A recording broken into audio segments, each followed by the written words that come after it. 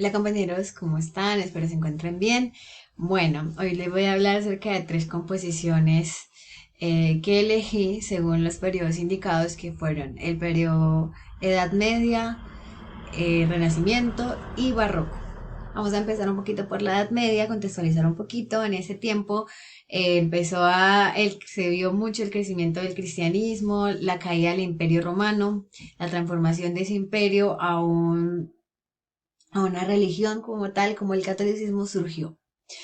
Ahí pues empezó a ver el crecimiento musical a través de la música que en las iglesias se desarrollaba, que era el canto llano, que no era instrumental, era vocal, pero era muy básico. Ahí se fue desarrollando diferentes tipos de canto basado en el canto llano, esto para diferentes momentos de misas o procesiones.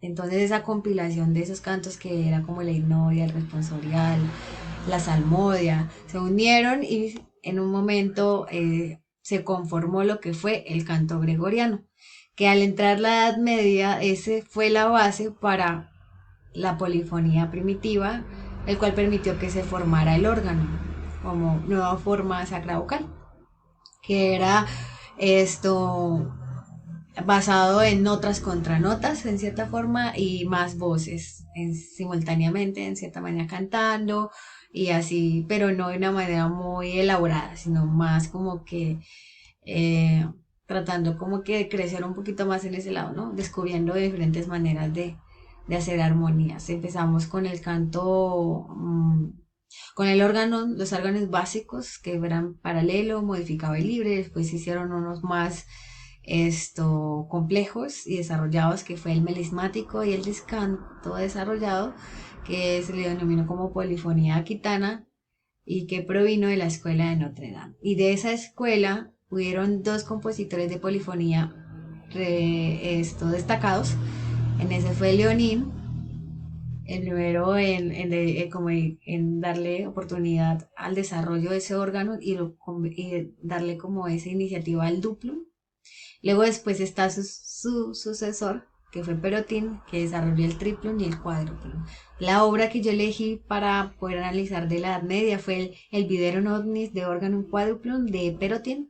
Así que ahí te vamos a escuchar un fragmento de esa canción, pero antes de eso quiero decirles cómo o en qué está basada la canción. Está en canto gregoriano, que fue inspirado en el Salmo 98. Esta obra se caracteriza por ser una obra vocal a capela con varias melodías muy simultáneas, con las notas en cantos firmos con largas duraciones. Ahorita les voy a mostrar a qué se refiere más directamente. Es un órgano melismático. Al ver la obra, la partitura y al escucharla podemos entender por qué se le dice melismático. La primera parte o el primer fragmento de esta obra está dividido en cuatro partes, es decir, esto silábicamente empieza con el bi, porque la canción se llama Viderum Omnis, así que lo va a dividir en diferentes sílabas, pero ese bi va a ir variando así hasta llegar a la otra sílaba del compás uno hasta el 20 y cae en el D. De ahí avanza y vuelve a hacer lo mismo hasta llegar al compás 32 y de al rum. Y así se va dividiendo el fraseo. Ahora vamos a escucharlo para poder entender un poquito más esa obra. Por acá la tengo en partitura, aquí la vamos a ver, pero vamos a escucharla primero.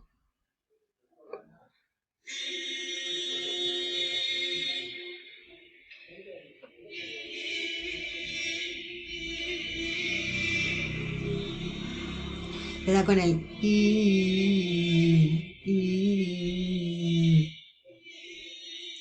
es ese melisma.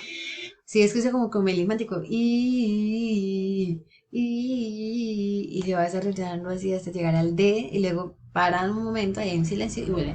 Pero en la D y empezar a hacerlo así hasta que va con el run y así hasta el ovnis y después de llegar ahí esto va a llegar a un punto donde va a cantar un canto gregoriano normal, si es que se escucha es como que muy básica y luego vuelve y regresa otra vez a la misma dinámica anterior.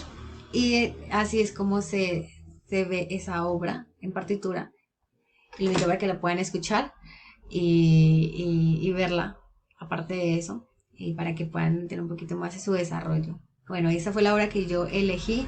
Cada melodía es diferente y tiene ritmo diferente, ¿sí? Aquí empiezan similares, pero luego pues cambia un poquito. Pero igual cuando se escucha se oye muy armónico, muy bien, muy bonito. Así que bueno, esta fue la obra que yo elegí. La siguiente, esto que elegí del barroco, antes de hablar de ella, vamos a hablar un poquito del contexto, perdón, del renacimiento. Recordemos que en la Edad Media, el centro de todo ha sido Dios. En el Renacimiento sigue siendo Dios, en cierta forma. Sigue siendo Dios, pero la economía y todo empieza como a empezar a variar un poco más. Esto ya en ese momento del Renacimiento, más que nada el Renacimiento cercano al Barroco, se empieza a desarrollar lo que es la imprenta, el papel, eh, eh, conocimientos un poquito más profundos en base a las demás ciencias que se están desarrollando. En esa época surgió el compositor más grande de todos los tiempos, que es Orlando Di Lasso, y es donde viene la composición que hoy les voy a hablar. Él provino de la escuela franco-flamenca. Esta escuela se caracterizó en esa época del Renacimiento en enfocarse en la técnica de imitación y el contrapunto, en el arte nuevo, y ya no se enfoca en el cantus firmus, y eso crea un estilo internacional porque ese estilo empieza a ser apreciado por el resto de países en Europa. El Orlando Di Lasso reconoce como el príncipe del Renacimiento porque fue el compositor más grande de todos los tiempos, que lo venía diciendo, porque compuso más de 2000 obras musicales, entre esos motetes, misas, madrigales y canciones.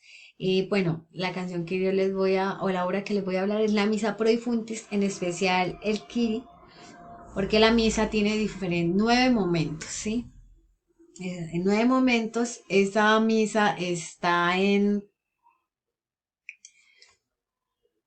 bueno, esta misa Pro Difuntis está en re menor. Así que vamos a ver aquí la obra acá, y vamos a ver si la podemos escuchar también para que pues la puedan ver. Y vean lo que ya desaparece, lo que fue el canto y firmos, que era, ¿se acuerdan que en la obra pasada vieron que aquí en la parte del tenor estaba una nota sostenida y seguía hasta que cayera en la silla? Pero en esta ocasión no, ya el bajo tiene su propia melodía, el tenor también tiene su propia melodía, todos tienen su propia melodía, pero de acuerdo a la tonalidad, ¿sí? Esta está en do, la anterior estaba en re menor, pero esta estaba en do, compás partido, así que esto empieza primero aquí, luego aquí, luego acá como tipo de imitación así, y cuando los vas escuchando se escuchan las armonías. Y así se va desarrollando este canto. En misa, ¿por qué se le decía canto en misa? Porque la misa era como un estilo de canto. Estaba inspirado más que nada, tenía que ser como que bíblico, eh, religioso, de carácter religioso, y por eso pues, y también pues tenía sus momentos, así que una misa se constituía en una obra bastante extensa, pero constituía varios momentos. Que esta fue la misa que yo elegí para esta ocasión. Bueno, vamos a escuchar un poquito.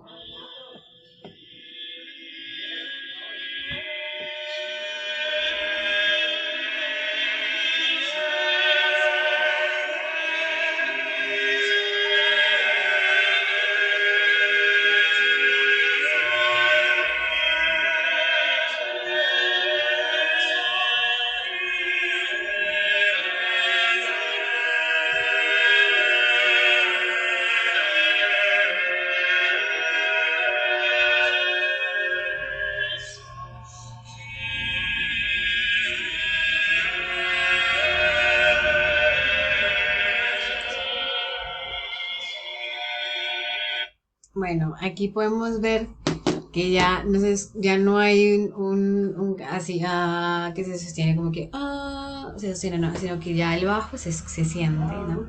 Se sienten las diferentes voces. Se distingue también eso porque ya empieza a escucharse un poquito más sutil, como con más más suave la voz, más enfocada en los melismas, en el fluir un poquito más.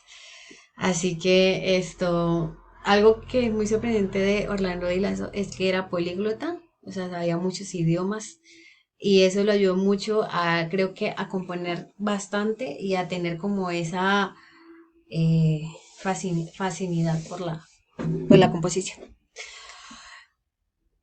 Bueno, la siguiente obra que voy a hablar es la del barroco. Pero antes voy a contextualizar un poquito en el barroco. En ese tiempo, acuérdense que dije que el Renacimiento llegando al barroco ya empezó a haber más como que más desarrollo en cuanto a lo que es el descubrimiento de América, la imprenta y el papel, reforma protestante y contrarreforma.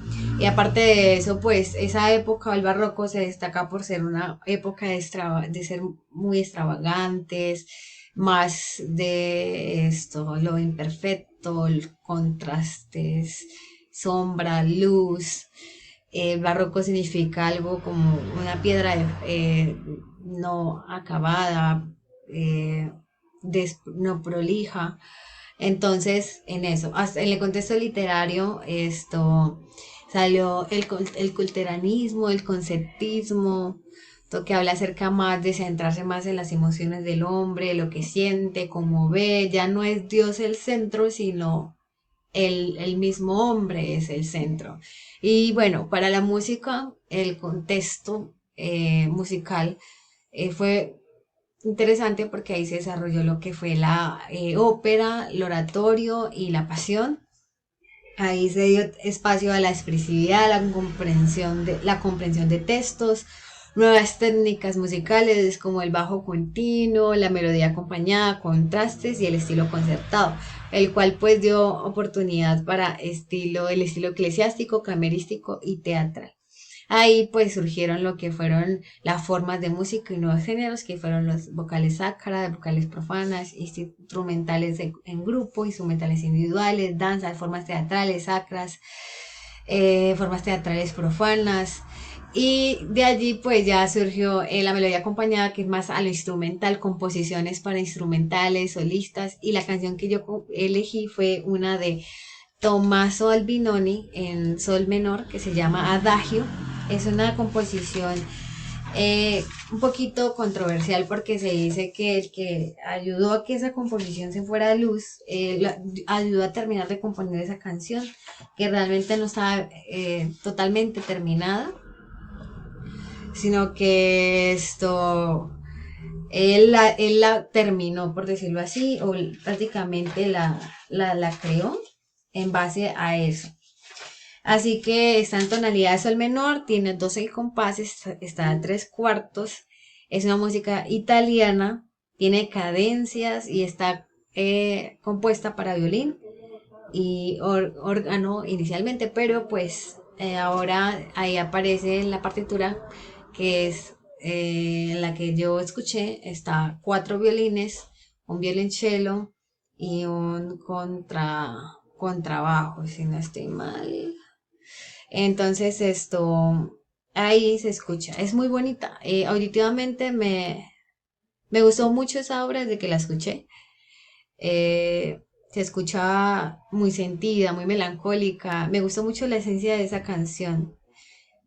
Sus cadencias se siente mucho y siento que es muy sentida y puedo entender por qué es la obra más famosa de Tommaso Albinoni. Bueno, eso es todo lo que pues quería hablarles de las composiciones que estudié. Eh, y bueno, eso es todo. Que tengan un bonito día, noche, tarde. Y bueno, estamos hablando.